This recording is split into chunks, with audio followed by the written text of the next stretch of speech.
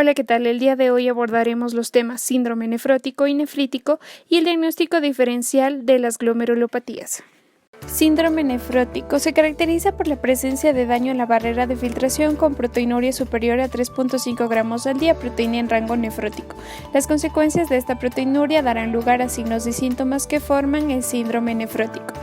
Entonces tenemos, las consecuencias van a ser, la proteína en este rango supera la capacidad del hígado de reponer las proteínas perdidas, lo que genera hipoproteinemia con disminución de la presión oncótica de la sangre. El descenso de la presión oncótica provoca la salida de agua y solutos del vaso con aparición de edemas y es por esta razón que hay la presencia de presión arterial normal o baja. El hígado reacciona a la hipoproteinemia aumentando la formación indiscriminada de síntesis de proteínas y lipoproteínas, lo que provoca hiperlipidemia y en ocasiones lipiduria. La pérdida de los factores de coagulación por la orina puede asociarse a complicaciones trombóticas como la trombosis de la vena renal o hemorragias con aumento del tiempo de coagulación. La pérdida de inmunoglobulinas por orina se ve solo en síndromes nefróticos graves con proteinuria no selectiva y conlleva a un mayor riesgo de infecciones. El filtrado glomerular no tiene por qué verse afectado, al menos de inicio. Muchos síndromes nefróticos tienen el filtrado glomerular normal. Cuando se describe un síndrome nefrótico es importante hacer referencia a las características cualitativas de la proteinuria selectiva frente a no selectiva y si existe en caso de presentar alguna característica clínica o analítica fuera de lo habitual, hematuria, hipertensión o deterioro del filtrado glomerular, se habla de un síndrome nefrótico impuro. Las causas más frecuentes de síndrome nefrótico van a ser la glomerulonefritis de cambios mínimos, la causa más frecuente en el niño, la nefropatía membranosa, la causa más frecuente en el alto y anciano, la amiloidosis, la glomerulosclerosis focal y segmentaria, la glomerulonefritis mesangiocapilar, nefropatía diabética y entre otras causas. El diagnóstico es muy sencillo, un simple análisis de orina o de sangre demostrará una fuerte pérdida de proteínas que suele superar los 3.5 gramos cada 24 horas. Y un aumento del colesterol. En otras ocasiones puede ser necesaria la realización de una biopsia para llegar al diagnóstico. En cuanto al tratamiento, además del tratamiento etiológico, siempre que sea posible se basa en el tratamiento de la proteinuria con IECA o ARA2. Dentro de la dieta se recomienda una dieta con restricción leve de proteínas de 0.8 a 1 gramo por kilogramo de peso al día. Los diuréticos ayudan al control de la retención hidrosalina, también el tratamiento de la dislipidemia con hipolipemiantes y la profilaxis de la enfermedad tromboembólica. El síndrome nefrítico se caracteriza por la presencia de daño glomerular severo con proliferación de células epiteliales o endoteliales del glomérulo, lo que ocasiona insuficiencia renal acompañada de otros datos de daño glomerular. El síndrome nefrítico completo presenta fracaso renal agudo menor a 3 semanas o subagudo entre 3 semanas y 3 meses. Clínicamente, el paciente presenta oliguria menor a 400 ml al día, lo que se traduce en hipertensión arterial, volumen dependiente que se acompaña de edemas por aumento de la presión hidrostática. La hematuria frecuentemente macroscópica, aunque puede ser microscópica, al acompañarse de oliguria es frecuente ver bacilos hemáticos en la orina y muy característicos de este síndrome. La proteinuria por alteración de las barreras de filtración, que habitualmente será en un rango no nefrótico menor a 3.5 gramos al día debido a la oliguria acompañante. El síndrome nefrítico es por tanto un síndrome que aparece en aquellas glomerulonefritis con patrón de daño endocapilar o extracapilar. Las causas más frecuentes va a ser la glomerulonefritis postestreptocóxica en niños, otras asociadas a infección, también la proliferación extracapilar asociada a múltiples enfermedades glomerulares o sistémicas como la de Gust Pasteur, la nefritis lúpica. También tenemos la microangiopatía trombótica, entre otras causas. El diagnóstico se sospecha por los síntomas y la exploración. Para confirmar hay que hacer un análisis de orina en el que se objetivará hematuria con o sin proteinuria y un análisis de sangre con evaluación de la función renal. Para tratar de encontrar la causa se solicitan otras pruebas como cultivo faríngeo o de la piel o análisis inmunológicos. En casos muy selectivos es necesario hacer una biopsia renal para averiguar la causa y la gravedad de la afección renal. En cuanto al tratamiento tenemos las medidas generales que van a ser la restricción hídrica, calórica y de sal dentro de la dieta, control de la presión arterial, el peso y la diuresis, el tratamiento diurético asociado o no a tratamiento hipotensor y alteraciones hidroelectrolíticas. Dentro del tratamiento etiológico, penicilina G oral a dosis de 125 miligramos cada 6 horas durante 10 días o la penicilina benzatínica por vía intramuscular 600.000 o 1.200.000 unidades en dosis única. En el caso de que los pacientes sean alérgicos, se utiliza eritromicina por vía oral 125 a 250 mg cada 6 horas durante 10 días. El manejo del síndrome nefrítico implica la búsqueda y tratamiento de la enfermedad subyacente.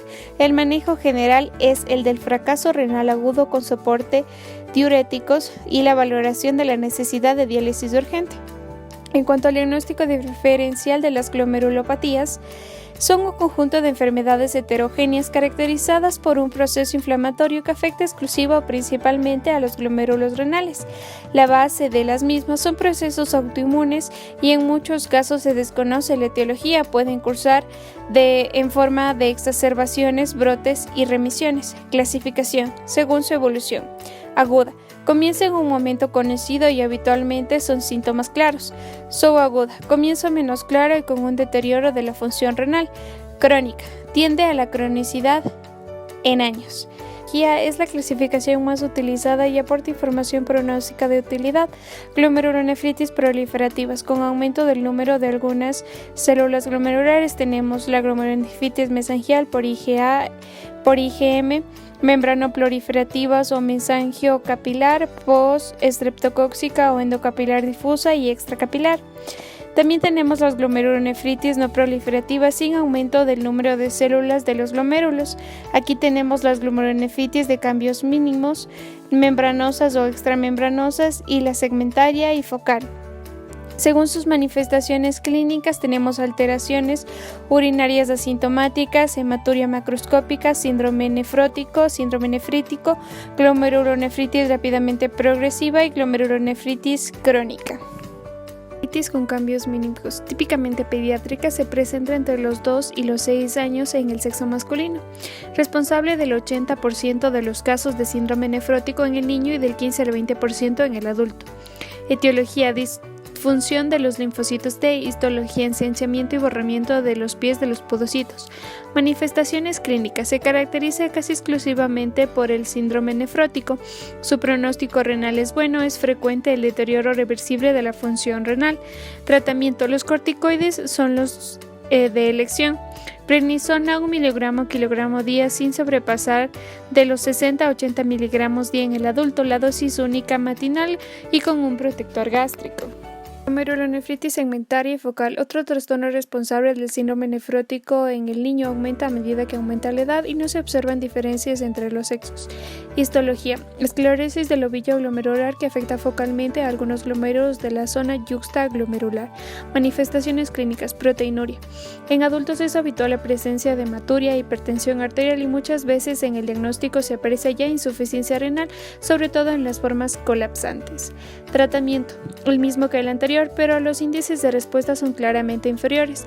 Debe tratarse todos los pacientes con síndrome nefrótico y función renal normal, siendo de elección la prednisona durante un tiempo prolongado de 6 a 8 meses. Su administración se inicia con una dosis de 1 mg/kg al día, se mantiene durante 8 a 12 semanas si la tolerancia al tratamiento es adecuada.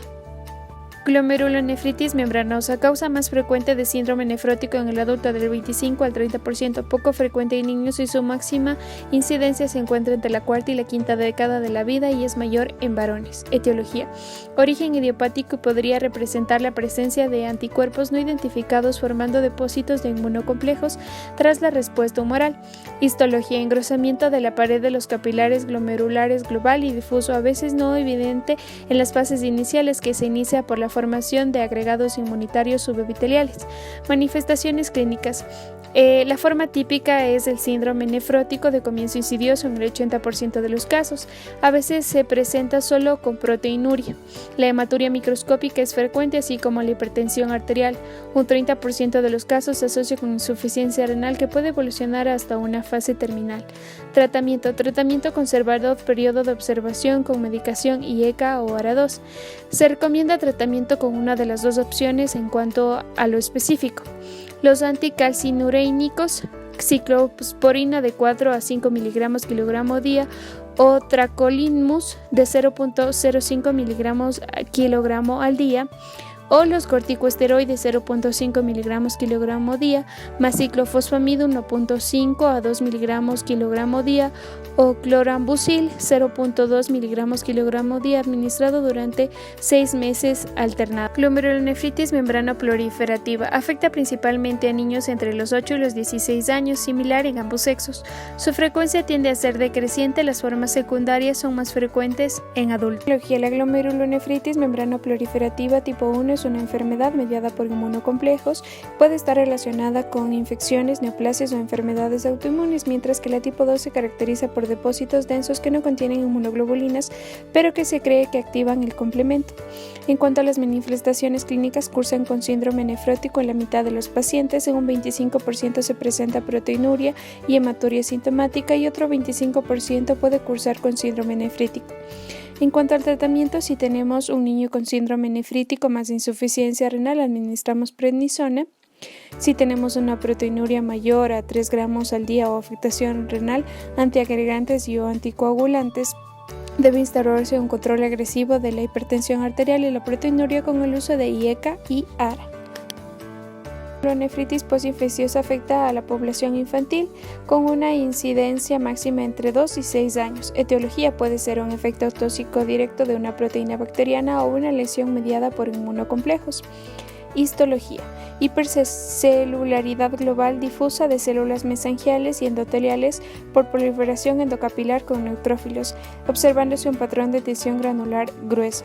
En cuanto a las manifestaciones clínicas, va desde casos asintomáticos hasta insuficiencia renal aguda o oligonuria. El periodo de latencia entre 7 a 21 días para la faringitis y entre 14 a 21 días para las infecciones cutáneas.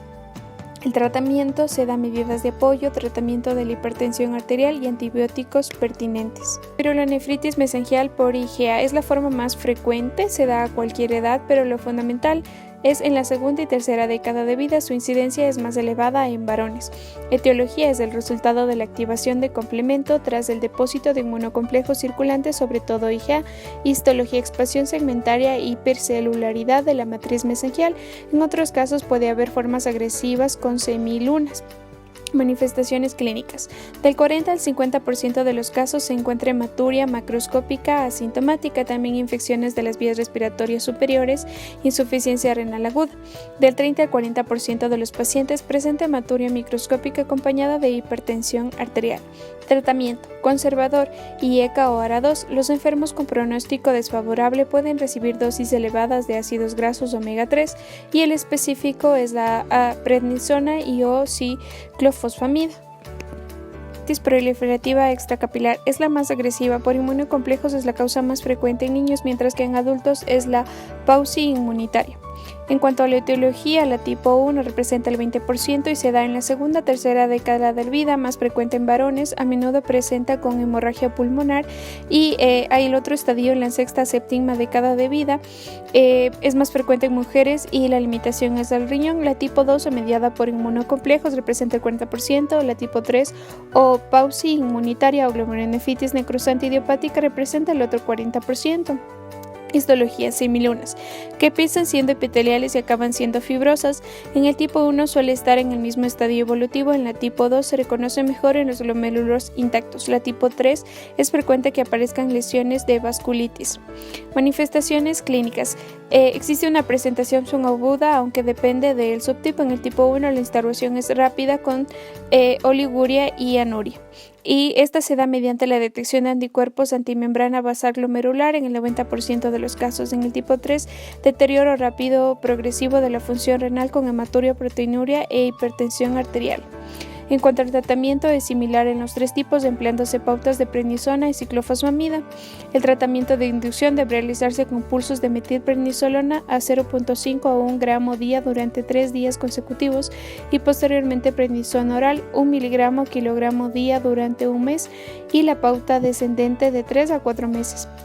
Simultáneamente debe emplearse ciclofosfamida oral 2 mg kilogramo día o intravenosa en ciclos mensuales de 0,5 a 1 mg metro cuadrado en función de los recuentos leucocitarios. El tratamiento se mantiene de 6 a 12 meses hasta la remisión. Muchas gracias por su atención.